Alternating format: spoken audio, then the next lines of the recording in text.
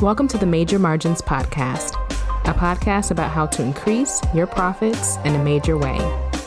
Each week, we'll cover all things about managing your funds, increasing your profits, and to create healthy cash flow in your business and life. We'll have your favorite entrepreneurs talk about how they transform their money and business for the better. And I'm your host, Ayana Vaughn.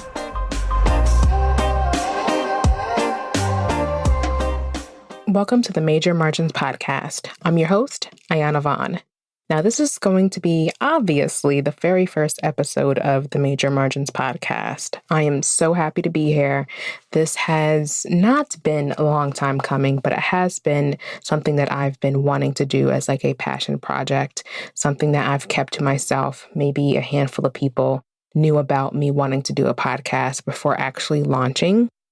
So I just want to get really clear about why I created this podcast. One, I have a passion to educate entrepreneurs in their finances. There's not a lot of material out there that helps people understand their numbers thoroughly and have them be able to know what to do with it so that they can grow their business. I also know that a lot of times with our entrepreneurship journey, knowing your numbers is not assumed.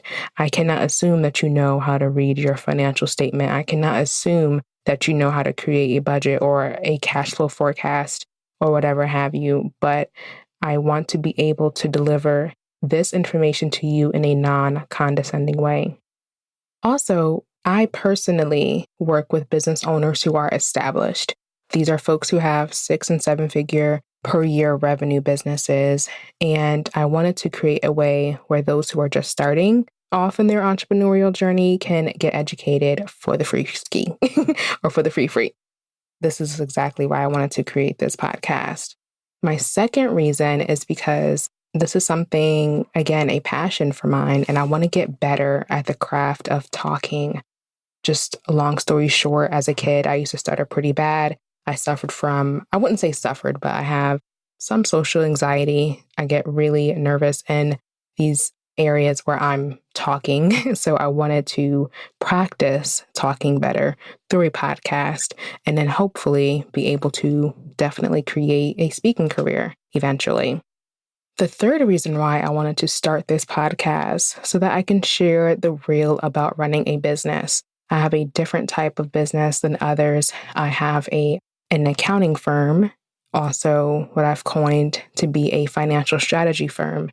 So I help 6- and 7-figure entrepreneurs maximize their profits and create healthy cash flow in their businesses through financial strategy.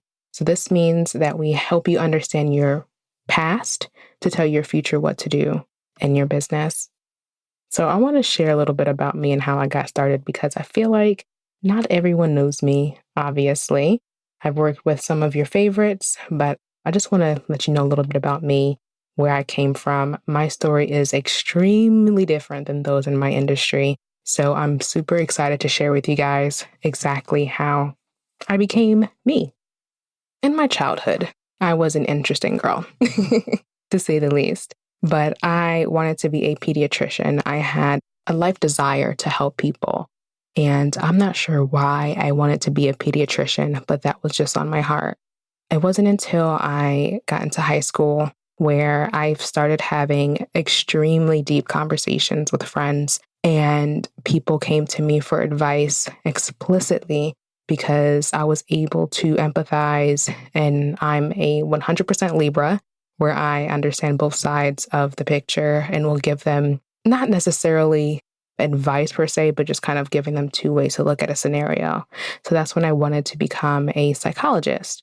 When I got into college, I was conflicted with one, my family wanted me to go into healthcare because they believed that psychology wasn't a lucrative job to have.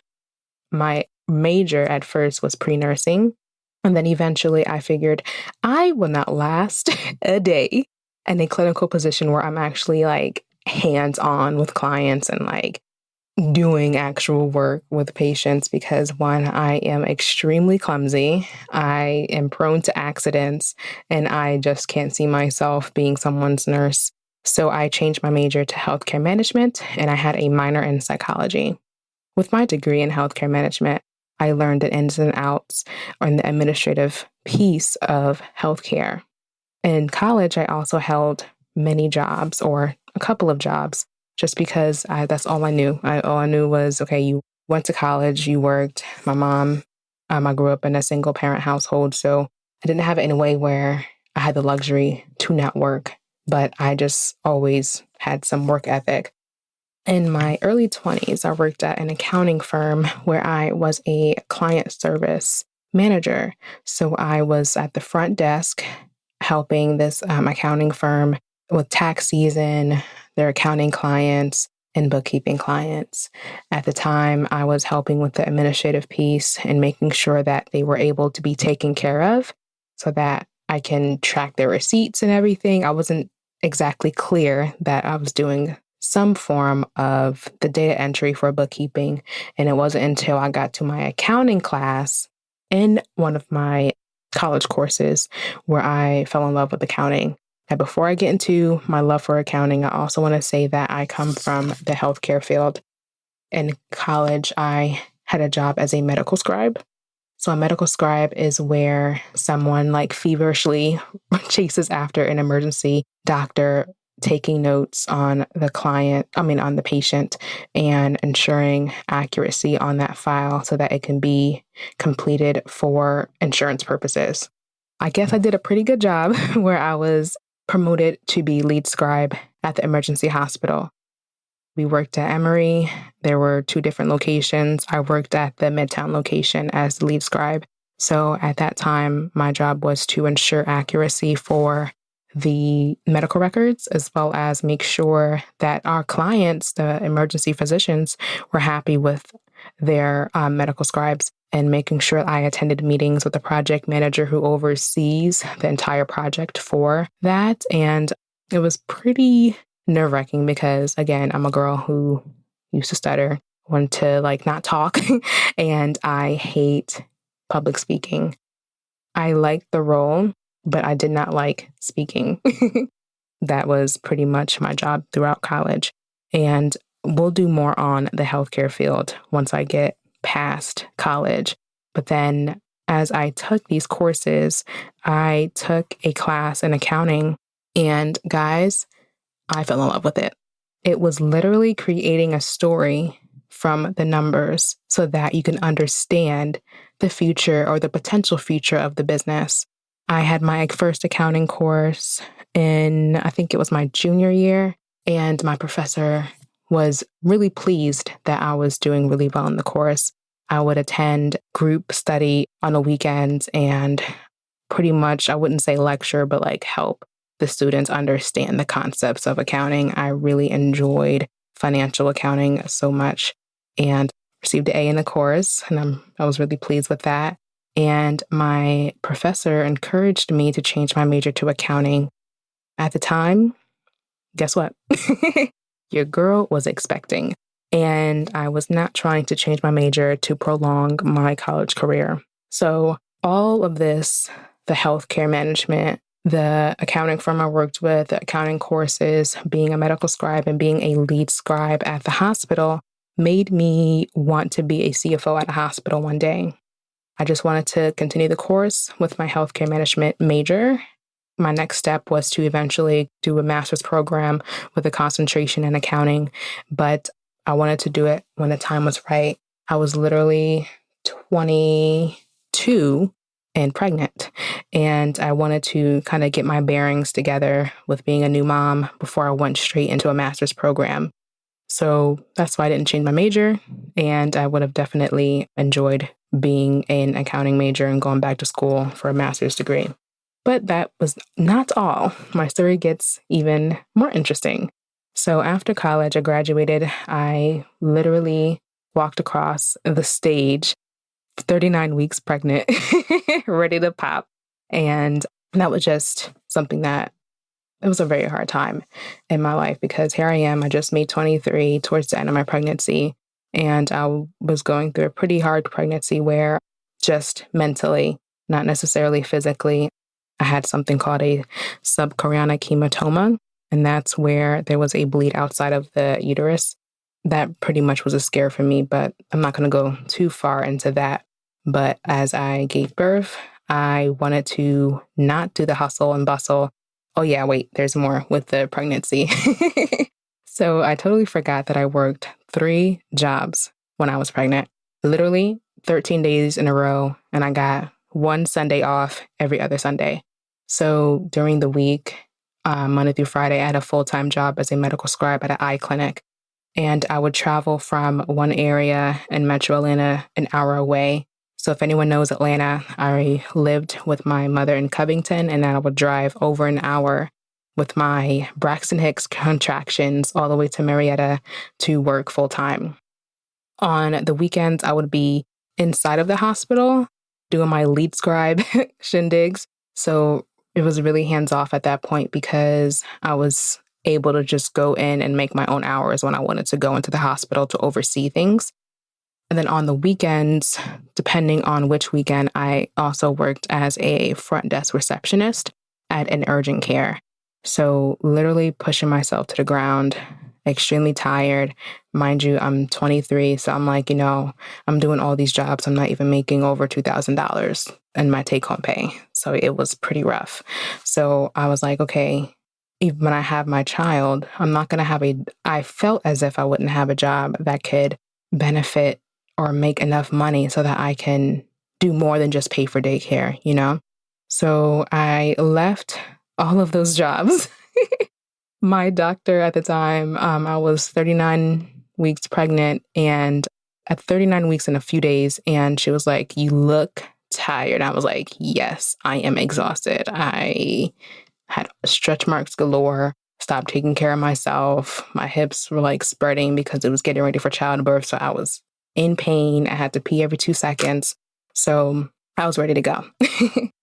After leaving those jobs, I honestly didn't come back after my maternity leave. So that whole thing was a blur. Definitely would have loved to do it better, but I knew that there was something more for me in the future. After college, my family has a background in home health care.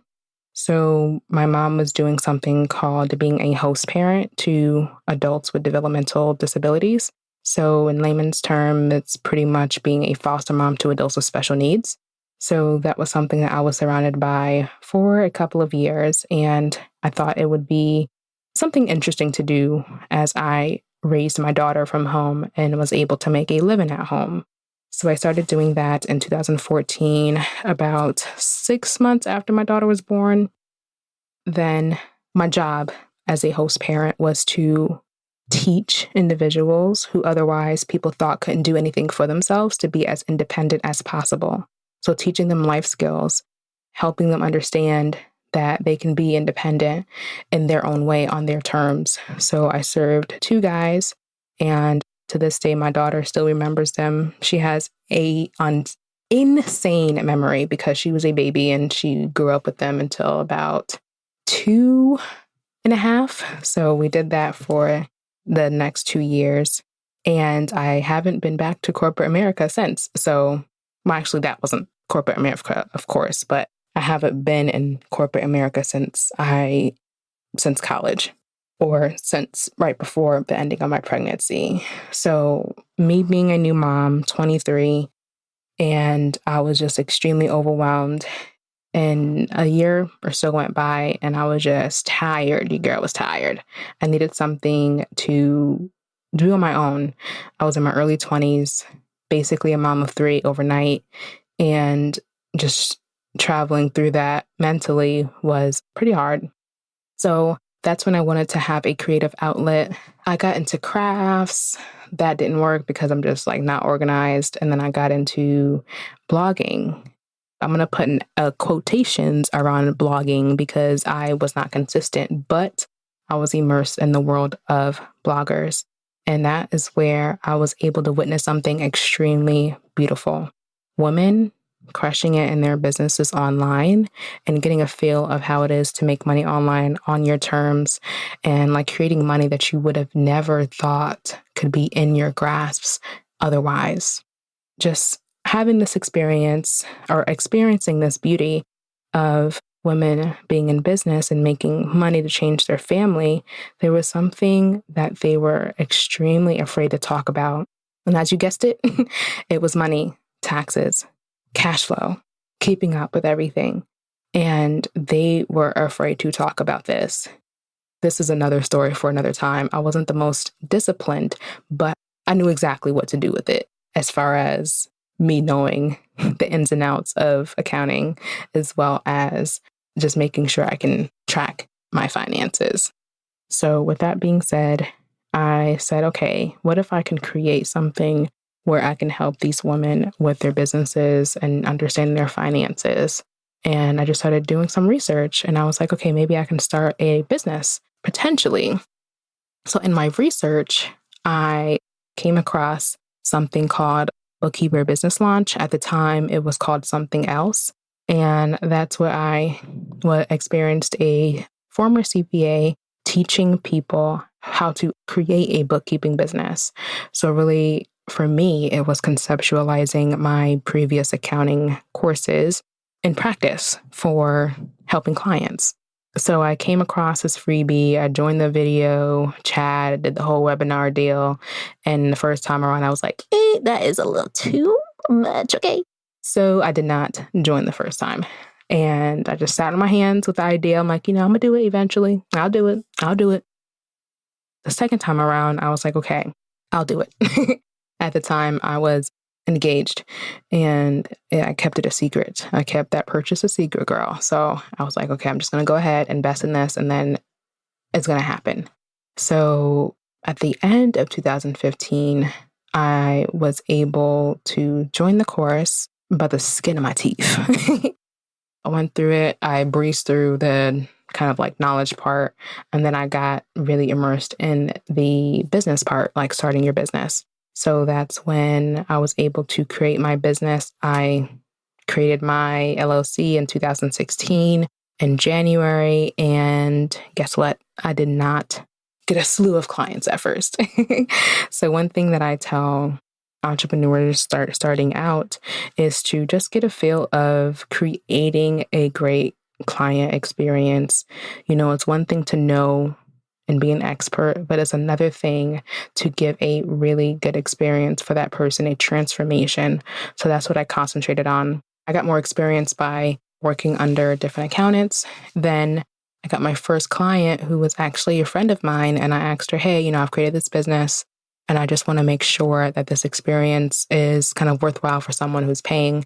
I wouldn't say have a beta test client for free, but at the time she was a free beta test and it just worked. And after testing it out, she was able to just give me critiques. And also she raved about my services online in a Facebook group.